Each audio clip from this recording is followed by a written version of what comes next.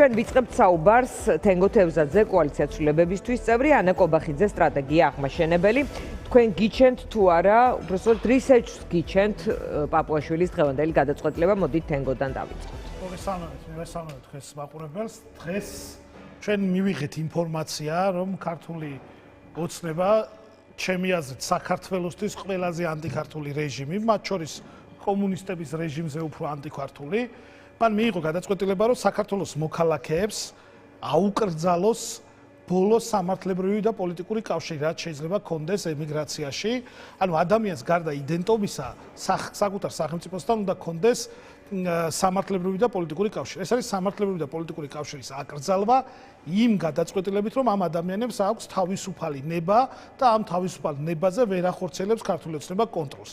ამის პარალელურად დაწყებულია პოლიტიკური პარტიების აკრძალვა. ანუ პროდასავლური ამომრჩევლის, ეროვნული ამომრჩევლის ნაწილი და ეხა საუბარი აქვს მეც მოვისმინე სოციალურ ქსელში რომ 1%-ია ამომრჩევლის, 2%-ია, 3%-ია და ასე შემდეგ. კი, თქვენ სწორად აღნიშნეთ, რომ თითოეულ პროცენტს და ხმას შეიძლება ქონდეს გადამწყვეტი მნიშვნელობა.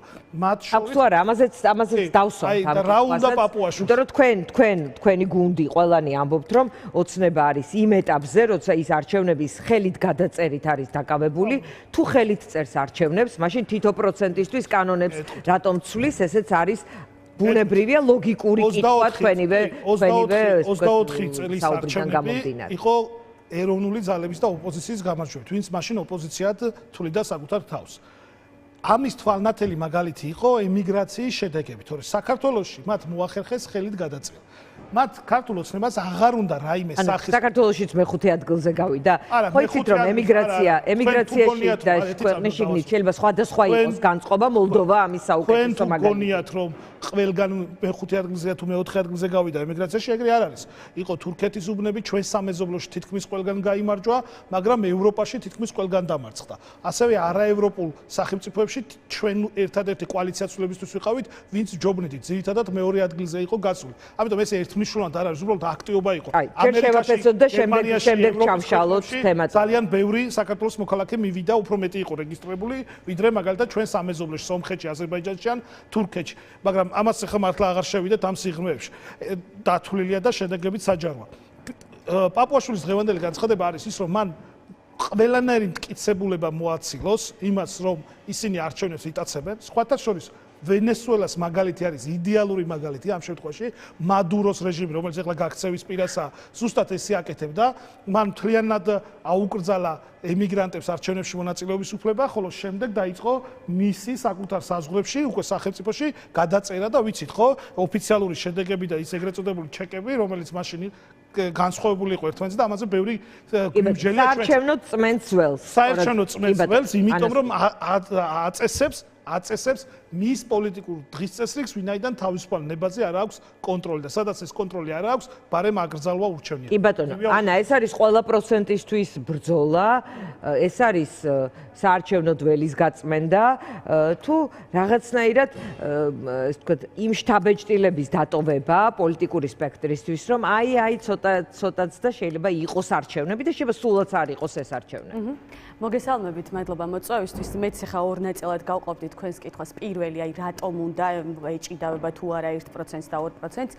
ჩემი აზრით, პირველ რიგში ეს არის ის საილუსტრაციო უბნების მოშორება, სადაც თვალნათლივ ვხედავთ ამომრჩეველი, რომელსაც არ აქვს უბრალოდ თავისუფალი ნება, თავისუფლად მიდის არჩევნებზე, არ ირღვევა ფარულობა, არა ნების კონტროლი და ასე შემდეგ, რა შედეგს იღებს საბოლოო ჯამში და როგორ ხდება ასეთი უბნების შედეგების გამოქვეყნება, ხო?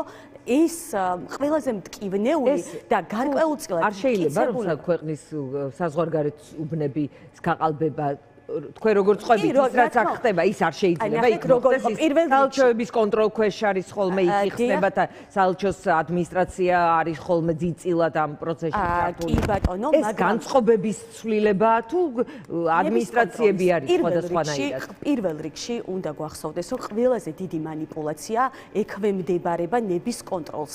ნების კონტროლის დარღვევის გამო არის, რომ მასწავლებლები დაშინებული მიდიან და ხმას აძლევენ ქართულ ოცნებას. დაშინებული საჯარო საჯარო მოხელები და ასე შემდეგ.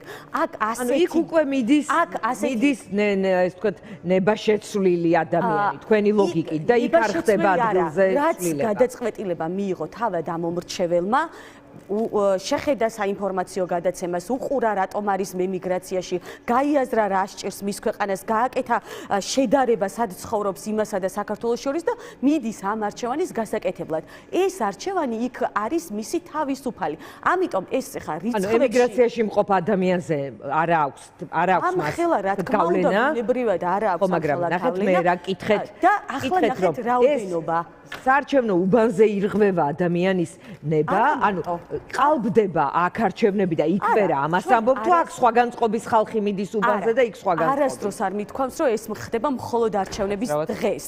არჩევნები, როგორც ვიცით, 60 დღით ადრე კი არა, წელი რომ იწყება და ბიუჯეტს რომ ამტკიცებენ, როგორც ცენტრალურ ბიუჯეტს, ისე ადგილობრივს, იმ დღიდან იწყება არჩევნების გაყალბება ჩვენს ქვეყანაში. შესაბამისად, ნების კონტროლი აქედან იწყება ამ მომრჩეველზე და ასე მისული უბანზე ამ მომრჩეველი შესაბამისად იღებს იმ გადაწყვეტილებას, რასაც იღებს და პლუს ამას ემატება, რა თქმა უნდა, манипуляციები არჩევნების დღეს. ეს მინდოდა რომ ზუსტად განმემარტა, იმიტომ რომ აქ რიცხვებში კი არ არის საქმე, თქვათ პროცენტულად ეს 1% რამეს უწყვეტს თუ ჯამში 1 რაღაც პროცენტი რამეს უწყვეტს კი არა. ეს იყო საილუსტრაციო ნაწილი, სადაც ჩვენ მეც თქვათ კოალიცია ცვლილებისთვის და სხვა პარტიები ვამტკიცებდით, რომ 24 წლის არჩევნებზე იყო დიდი манипуляცია. სწორედ ამ უბნებზე დადარება რა ხდება, როცა ამ მომრჩეველი მიდის და თავისუფლად აკეთებს არჩევანს. შესაძარებელი ცენტრები მოსპო. დიახ, და მათ შორის მოიშორა ეს როგორ გითხრათ, ზეწოლაც, რომელიც ხდებოდა ხოლმე სწორედ ამ უბნებთან დაკავშირებით, ხო? ვამბობდით, რომ აუცილებელია გაიხსნას მე მახსოვს წინასაარჩევნო კამპანიის დიდი ნაწილი, სხვათა შორის ზურა ჯაფარიძე იყო ამ მხრივ ყველაზე აქტიური და ის ხშირად იყო ჩემი, რამდენჯერაც იყო ამ თემაზე ყოფილა ეთერში და ასევე CSKO-ს ხელმძღვანელიც და თავარი თემა იყო სწორედ ქვეყნის გარეთ ბევრი უბნის გახსნა. სხვათა შორის მაჩვენებელი, რომელიც წეღან ვახსენე, არც რეგისტრირებულის იყო ძალიან მაღალი და რეგისტრირებულიდან უბანზე მისული იყო ასევე უკიდურესად დაბალი, თუმცა ბევრი რომ მისულიყო, ისედაც კოლაფსი ვნახეთ. ჯერ მარტო საარჩევნო ადმინისტრაციის პასუხისმგებლობა უნდა დამდგარიყო იმ რიგების გამო ნიუ-იორკში ხალხი ერთმანეთს ეკითხებოდა, რომ აქ რა ხდებაო, ანუ აქ რომ არჩევნები დამთავრდა, იქ კიდე ნახეთ ზუსტად არა მხოლოდ დღის და ღამის გამო, იქ კიდე საათები. რა კითხვაც დააგვისვით, ზუსტად უპასუხეთ იმას, იმიტომ რომ არჩევნები ზოგადად ადმინისტრაცია ეს ხო არ არის მხოლოდ რაღაც ცალკე განყენებული მომრჩეველი და ადმინისტრაცია. დიახ, ის უნდა უზრუნველყოფდეს ამ მომრჩეველი რომ თავისუფლად მივიდეს უბანზე. ამას სწორედ რაც ვერ მოახერხა და რომ ვერ მოახერხა, ამაზე რო იყო როგორც გარედან ისე შიგნიდან ზეწოლა, ეს მოიშორა ზუსტად. კიდევ ერთხელ დაუბრუნდები, შეიძლება პირველ ნაწილშიც ილაპარაკეთ, მაგრამ ახალი არჩევნები იქნება? ჩვენ მაგას ვერ ვიწინასწარმეტყველთ, ბიძინა ივანიშვილი, მაგრამ პროგნოზის გაკეთება შესაძლებელია. ბიძინა ივანიშვილის თავში რა იხარშება, ამის წინასწარმეტყველება ძალიან რთულია. არის ორი გზა. ერთი გზა, ჩვენ გვაქვს სტრატეგიული ერთობა, აქ სამოქალაქო ჯგუფებს, პოლიტიკურ პარტიებს და ბიძინა ივანიშვილს ვანიშნებთ სამართლიანი არჩევნებს იმ პირობებში, რასაც შეუძლია რომ ჩვენ დავარქვათ სამართლიანი არჩევნები და აქ ძალების კოორდინაცია მნიშვნელოვანია, მაგალითად წინა კვირას თქვენთან სტუმარი იყო, რომ პოლიტიკოსები აღარ იყვნენ და ხალხი ადამიანები უნდა გაერკვნენ რა პროცესია. ბიძინა ივანიშვილი სამოქალაქო მოძრაობის ბიძინა ივანიშვილს აწყობს, რომ ჩვენ ვიყოთ დაგსახსულები და ვინც ეხლა გამყოფის როლს შეასრულებს, ის ითამაშებს ბიძინა ივანიშვილის როლს, სასარგებლო როლს. ეხლა როგორც სასარგებლო იდიოტი თუ მოთანამშრომლე, ეს სხვა 1, 2ჯერ, 3ჯერ, 5ჯერ, 10ჯერ ერთი და იგივე შეცდომის დაშვება არ შეგვიძლია. ეხლა პროგნოზის ნაწილში. ჩვენი მოთხოვნა თქვენი დაგსახსულობა აწყობს ამას ამბობთ? რა თქმა უნდა, ცხადად და ცალსახად. უყურეთ რატომ აწყობს. ასევე მისი ხელწერაც დაგვინახავს, რომ უნდა რომ ყველა ერთად იყოს, ყველა ერთ ქვაბში და ყველას ერთი იარი. არ ვამბობ, რომ რაღაც საარჩევნო ერთობას საუბარი არ მქონია. უყურეთ, ბიძინა ივანიშვილს ერთობით ოღონდ ეს ერთობა უნდა იყოს პრინციპებზე და პასუხისგებლობაზე დაფუძნებული, დავათმობინოთ და ჩავატარებინოთ სამართლიანი არჩევნები და გამოვაშვებინოთ პოლიტპატიმრები. ეს არის ფორმულა 1. რა უნდა ბიზნესია მოქმედია ახლა და რა თქმა უნდა, ამ ფორმულას ჩვენ კოალიციას ხადათ აქვს და იმედი მაქვს მალე ვიხილავთ ამ პერსპექტივის კიდევ უფრო მეორე ფორმულა და უпроსტად მოცემულობა არის ის, რომ ბიძინა ივანიშვილის ერთადერთი რაც აწუხებს არის მაქსიმუმ ლეგიტიმაცია და მინიმუმ სიტუაციის ნორმალიზება. ანუ ბიძინა ივანიშვილი შეიძლება შემოვიდეს ისეთ არჩევნებში, სადაც ის შეეცდება სიტუაციის მინიმუმ ნორმალიზებას და მაქსიმუმ ლეგიტიმაციას ქვეყნის შიგნით მაინც. აი ის ჯაჭვი რო არის, ქუჩას რო არაკეტინებს ხალხს, მე თქვენთან ამას ეს იმას კი არნიშნავს, რომ ადამიანებზე ძალადობს. არამედ მან იცის, რომ ხალხი მაინც გადაკეტავს ქუჩას. ანუ მისი კანონების ახსრულება არ უწერია და ეხლა ძალადობს, რომ ის კანონები დაიცვას, რომელიც მიიღო. ამიტომ ბიძინა ივანიშვილი ნორმალიზებისთვის შეიძლება შემოაცუროს უსამართლო არჩევნები, სადაც საქართველოს ღირსეული მე მგონი ამ ეტაპზე რასაც ვაკვირდებით, ეს არანაირი ნიშანი, რომ ის ნორმალიზებას რამის ცდილობს არა, ნიშანი შეიძლება დადგეს ერთ დღეს, ერთ კონკრეტული, აი თუნდაც ერთობის ძალის ჩვენებით, კოორდინაციის ჩვენებით, პოლიტიკური პარტიების და სამოქალაქო ჯგუფების პასუხისგებლობის ჩვენებით ერთ დღესაც მიხვდეს, რომ თუ არ დანიშნავს სამართლიან არჩევნებს, კრიზისი ისედაც შეუქცევადი გახდა და კრიზისი არ ეკრება მისთვის სასარგებლო დასასრული. და მე მგონი ამას ხვდება და იმიტომ ვცდილობს ახლა რომ ბოლომდე ძალა აჩვენოს. ბიძინა ივანიშვილს რაც დარჩა, ეს არის ძალის ჩვენება, ბიძინა ივანიშვილს რაც დარჩა, ეს არის ის, რომ მან გადადგას ანტიქართული ნაბიჯები, ანტისახელმწიფოები. წარმოიდგინეთ საქართველოს ყველაზე ნაწილს, რომელსაც ჩვენი ქვეყნის სოციალურ-ეკონომიკური, ასე ვთქვათ, პულსიც აქვს, პულსზე უდევს ხელი ჩვენს ემიგრანტებს, ამ ადამიანებს ერთადერთი აქვს დარჩენილი, იმიტომ რომ ჩვენ ვიცით მათი მოცემულობიდან გამომდინარე თუ როგორ იმყოფებიან ემიგრაციაში, ხშირად ოჯახის დაწესავის დაკრძალვაზეც კი ვერ ჩამოდიან, იმიტომ რომ იქაური ქვეყნების კანონმდებლობა არ უქმნის საშიშროებას ან საფრთხე აქვს რომ ვეღარ დაბრუნდეს. და ამ ადამიანებს აქვთ და კონდათ და ექნებათ მე ამაში დარწმუნებული ვარ ერთადერთი სოციალური, პოლიტიკური და სამართლებრივი კავშირი სახელმწიფოსთან, საქართველოსთან ეს არის არჩევნები და ეს ვიღაც ბოლშევიკების შთამომავლები აპირებენ რომ ეს წაართვან ქართულ ხალხს. გამორიცხულია საქართველოს იზოლაცია უნდა ბიძინა ივანიშვილს, მათ შორის არა მხოლოდ უცხოელებისგან იზოლაცია ევროპისგან და ამერიკასგან, არამედ ქართველი ხალხისგან იზოლაცია, ქართული ემიგრაციისგან იზოლაცია უნდათ. ეს გადაწყვეტილია, იმიტომ რომ აი ეს ადამიანები თავისუფლად დღეს ვოლსკი თქვა, ხო?